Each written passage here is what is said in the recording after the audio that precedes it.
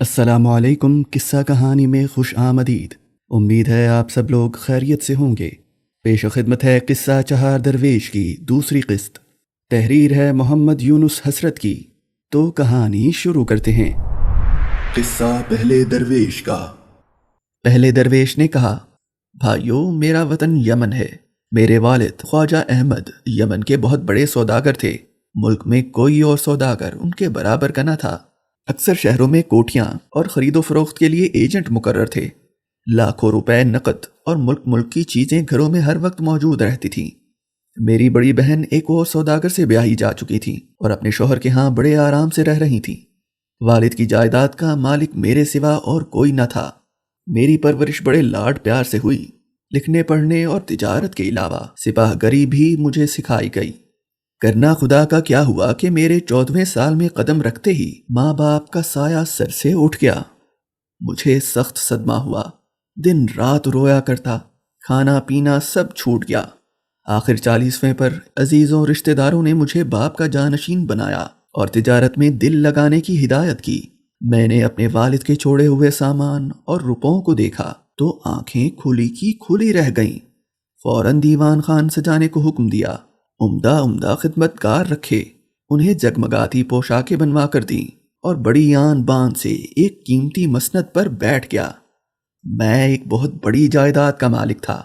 بے شمار نقد روپیہ، چاندی، سونے کی اینٹیں، موتیوں سے بھری ہوئی تھیلیاں، جواہرات کے صندوق، غرض سب کچھ تھا، لیکن میری عمر ایسی نہ تھی کہ کھرے کھوٹے میں تمیز کر سکتا۔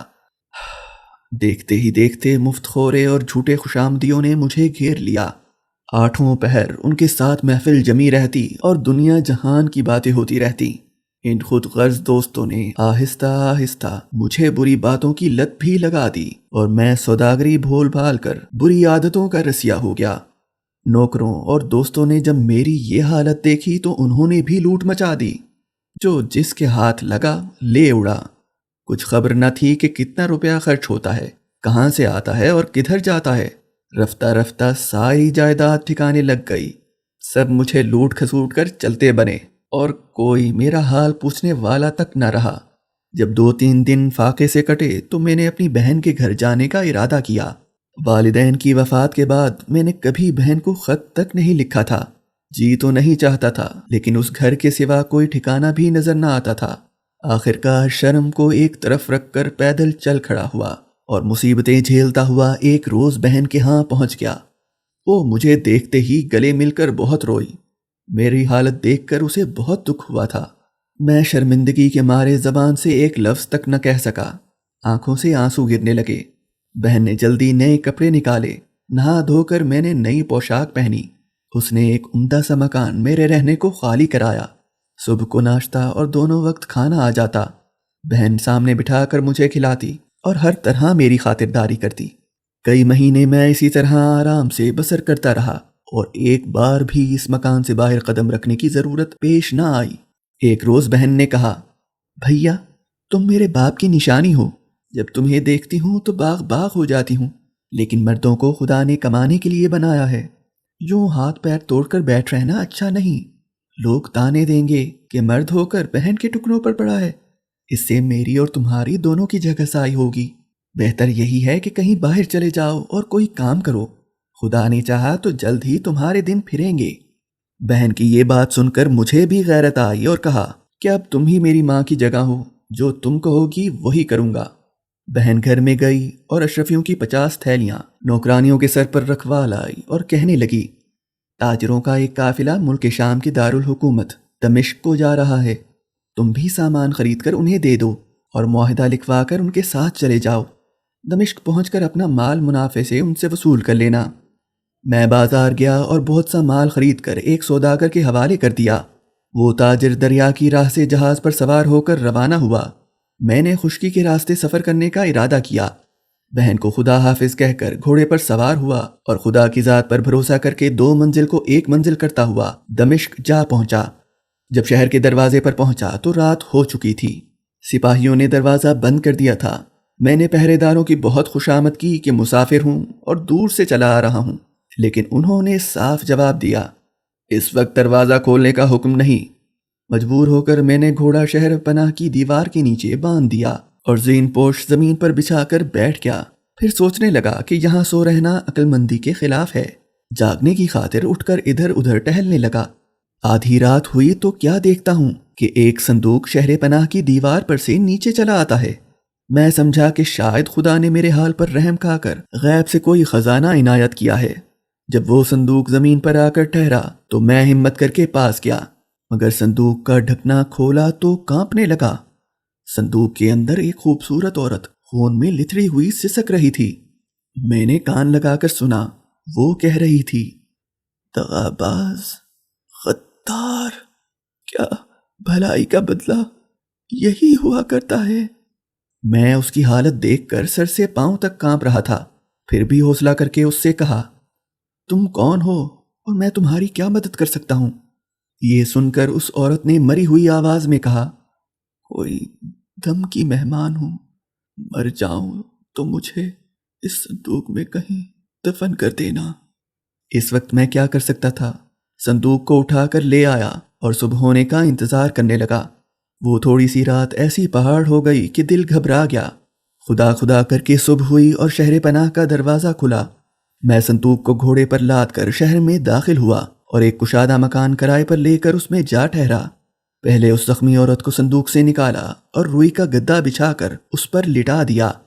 اتفاق سے ایک سمجھدار نوکر بھی مجھے مل گیا۔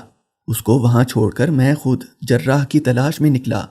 پوچھتے پوچھتے ایک ہوشیار جراح کا پتہ مل گیا۔ اس کا نام محمد عیسیٰ تھا۔ میں تلاش کرتے کرتے محمد عیسیٰ جراح کے دروازے پر پہنچا۔ ان کی لمبی سی سفید داڑھی تھی۔ کئی آدمی ان کے پاس بیٹھے مرہم وغیرہ تیار کر رہے تھے۔ میں نے ادب سے سلام کیا اور پھر کہا، آپ کی شہرت سن کر حاضر ہوا ہوں۔ ماجرا یہ ہے کہ میں اپنے ملک سے تجارت کے لیے چلا۔ میری بیوی ساتھ تھی۔ جب اس شہر کے نزدیک آیا تو رات ہو گئی۔ میں ایک پیڑ کے نیچے ٹھہر گیا۔ رات کو ڈاکہ پڑا، مال اسباب لٹ گیا اور بیوی بھی زخمی ہو گئی۔ اب میں اسے یہاں لے آیا ہوں۔ خدا کے لیے مجھ پر رحم کیجیے اور گھر تک تشریف لے چلیے۔ جراح بہت رحم دل تھے، فوراً میرے ساتھ ہو لیے۔ زخموں کو دیکھتے ہی مجھے تسلی دی کہ خدا کے فضل سے اس بیوی کے زخم 40 دن تک ٹھیک ہو جائیں گے۔ پھر انہوں نے زخموں کو صاف کر کے مرہم پٹی کی اور نہایت شفقت سے کہنے لگے، گھبرانا نہیں، میں دونوں وقت آ کر دیکھ جایا کروں گا۔ میں نے بڑی احتیاط سے اس عورت کی دیکھ بھال کی، ہر وقت خدا سے اس کی تندرستی کی دعا مانگتا تھا۔ اس دوران وہ سوداگر بھی آ پہنچا اور میرا مال اس نے میرے حوالے کیا۔ میں نے تمام مال کو اونے پونے داموں بیچ ڈالا اور اس سے جو رقم حاصل ہوئی اسے عورت کے علاج پر خرچ کرنے لگا۔ جراح کی توجہ سے اس کے زخم بھر گئے اور پھر ایک دن اس نے غسل کیا۔ اس کی تندرستی میرے لیے خوشی کا باعث تھی۔ میں نے جراح کو انعام و اکرام اور اشرفیاں دیں اور غریبوں اور فقیروں کو بہت سی خیرات کی۔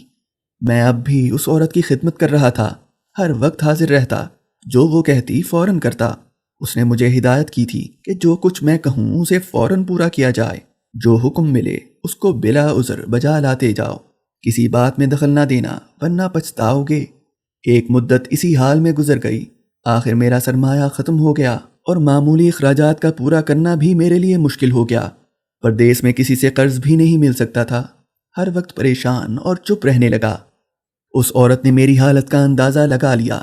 ایک دن کہنے لگی، تم نے ہماری بہت خدمت کی ہے، اس وقت تو ہم اس کا بدلہ نہیں دے سکتے، لیکن خرچ کے لیے رقم درکار ہو تو غم نہ کرنا، ذرا قلم دوات اور کاغذ مجھے دو۔ اس کے بات کرنے کے طریقے سے میں نے سمجھ لیا کہ یہ عورت ضرور کسی ملک کی شہزادی ہے۔ کاغذ قلم دے کر میں ادب سے اس کے سامنے کھڑا ہو گیا۔ اس نے خط لکھا اور مجھے دیتے ہوئے کہنے لگی کہ قلعے کے پاس گلی میں ایک بڑی سی حویلی ہے، اس کے مالک کا نام سیدی بہار ہے، تم جا کر یہ خط اسے دے آؤ۔ میں پوچھتا پوچھتا سیدی بہار کے مکان تک جا پہنچا اور دربان کو اطلاع کی۔ اندر اطلاع ہوتے ہی ایک حبشی باہر آیا اور مجھ سے خط لے کر چلا گیا۔ کچھ دیر میں اشرفیوں کی بہت سی تھیلیاں غلاموں کے سر پر رکھوا کر لے آیا اور انہیں میرے ساتھ جانے کا حکم دیا۔ غلام بھی میرے ساتھ ہو لیے۔ گھر پہنچ کر میں نے اشرفیاں اس عورت کی خدمت میں پیش کیں۔ اس نے دیکھ کر بڑی بے پرواہی سے کہا کہ میں کیا کروں گی ان کا، تم ان سے اپنا خرچ چراؤ۔ میں ان اشرفیوں کو اپنی ضرورت کی چیزوں پر خرچ کرنے لگا، لیکن دل میں حیران ہوتا تھا کہ اس شخص نے ذرا سے پرچے کو دیکھ کر اتنی اشرفیاں مجھے دے ڈالیں۔ نامعلوم اس میں کیا راز ہے؟ جی چاہتا تھا کہ اس عورت سے پوچھوں، لیکن وہ تو پہلے ہی منع کر چکی تھی، اس لیے مجبور ہو کر خاموش رہا۔ کوئی 1 ہفتے کے بعد کی بات ہے کہ وہ عورت کہنے لگی کہ آدمی کی انسانیت لباس سے کم یا زیادہ تو نہیں ہوتی، لیکن اچھے لباس سے اس کا اعتبار ضرور بڑھ جاتا ہے۔ 2 تھیلیاں شفیوں کی لے کر جاؤ۔ چوک میں یوسف سوداگر کی دکان ہے، وہاں سے اپنے لیے کچھ ہیرے جواہرات اور 2-4 قیمتی لباس خرید لاؤ۔ میں اسی وقت یوسف سوداگر کی دکان پر پہنچا۔ کیا دیکھتا ہوں کہ ایک خوبصورت نوجوان نہایت قیمتی لباس پہنے گدی پر بیٹھا ہے۔ میں نے پاس جا کر سلام کیا اور جس چیز کی ضرورت تھی طلب کی۔ یوسف نے میری گفتگو سے سمجھ لیا کہ میں دمشق کا رہنے والا نہیں ہوں۔ اس نے بڑی نرمی سے میرے حالات دریافت کیے۔ میں نے ادھر ادھر کی بات بنا کر اسے ٹالا، جواہرات اور لباس لے کر قیمت اسے دی اور اجازت چاہی، لیکن اس نے مجھے روک لیا اور بڑے اصرار کے ساتھ کہا، آج شام کا کھانا میرے ہاں کھائیے۔ میں نے بہت عذر کیے، لیکن اس نے ایک نہ مانا اور وعدہ لے کر ہی چھوڑا۔ اب تک میں نے اس عورت کو کبھی گھر میں اکیلا نہ چھوڑا تھا، اس لیے سوچتا تھا کہ سوداگر کی دعوت میں نہ جاؤں، لیکن جب اس نے تمام حالات مجھ سے سنے تو کہنے لگی، تمہیں اپنا وعدہ ضرور پورا کرنا چاہیے، میری فکر نہ کرو۔ جیسے ہی میں یوسف کی دکان پر پہنچا، وہ دکان سے اٹھا اور میرا ہاتھ پکڑ کر ایک باغ میں لے گیا۔ نہایت خوبصورت باغ تھا، ہر طرف پھول کھلے تھے، حوضوں میں فوارے چھوٹ رہے تھے۔ باغ کے درمیان ایک مکان تھا، وہاں یوسف نے میری نہایت شاندار دعوت کی۔ دعوت کے بعد چند گویے آ گئے اور گانے بجانے کا شغل ہونے لگا۔ پھر یوسف نے میرے کان میں کہا، اگر اجازت ہو تو میں اپنی نوکرانی کو بھی بلوا لوں۔ میرے ہاں کہنے پر اس نے اشارہ کیا اور فوراً ہی دروازے کی چلمن ہٹی اور ایک بھدی کالی عورت یوسف سوداگر کے پاس آ بیٹھی۔ 3 دن رات یوسف نے مجھے اپنا مہمان رکھا، برابر دعوت اور راگ رنگ کی محفل جمتی رہی۔ چوتھے دن میں نے رخصت چاہی اور اپنے گھر کی راہ لی۔ فوراً جا کر اس عورت کی خدمت میں حاضر ہوا اور 3 دن غیر حاضر رہنے کی معافی چاہی۔ اس نے ہنستے ہوئے کہا کہ کوئی بات نہیں۔ پھر اس نے مجھ سے دعوت کا سارا حال دریافت کیا۔ اس کے بعد کہنے لگی، اب تمہیں بھی یوسف کی دعوت کرنی چاہیے، سامان کی فکر نہ کرنا، میں سب بندوبست کر لوں گی۔ میں یوسف سوداگر کے ہاں گیا۔ معمولی اصرار کے بعد اس نے میری دعوت قبول کر لی۔ میں یوسف کو ساتھ لے کر گھر کی طرف چلا۔ دل میں سوچتا تھا کہ میرے بس میں ہوتا تو یوسف کی ایسی آؤ بھگت کرتا کہ وہ خوش ہو جاتا۔ اب نامعلوم اس کی شان کے مطابق سارا انتظام ہو بھی سکے گا یا نہیں۔ یہی سوچتا ہوا جب گھر کے نزدیک پہنچا تو وہاں عجیب دھوم دھام دیکھی۔ گھر اندر اور باہر سے دلہن کی طرح سجا ہوا تھا، صاف ستھرا فرش بچھا ہوا تھا، جگہ جگہ خدمتگار ادب سے کھڑے تھے۔ کچھ دیر تو مجھے یقین ہی نہ آیا کہ یہ میرا گھر ہے، لیکن آخر یقین کرنا پڑا۔ دل میں حیران ہو رہا تھا کہ اس عورت نے ذرا کی دیر میں اتنا شاہانہ بندوبست کیسے کر لیا۔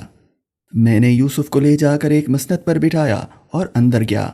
وہ عورت کھانا پکانے والوں کی نگرانی کر رہی تھی۔ مجھے دیکھتے ہی کہنے لگی، تم مہمان کو اکیلا چھوڑ کے کیوں چلے آئے؟ چلو چل کے اس کے پاس بیٹھو اور اس کی خادمہ کو بھی بلوا لو۔ میں فوراً واپس ہوا اور یوسف کے پاس جا بیٹھا۔ ہم دونوں باتیں کرنے لگے۔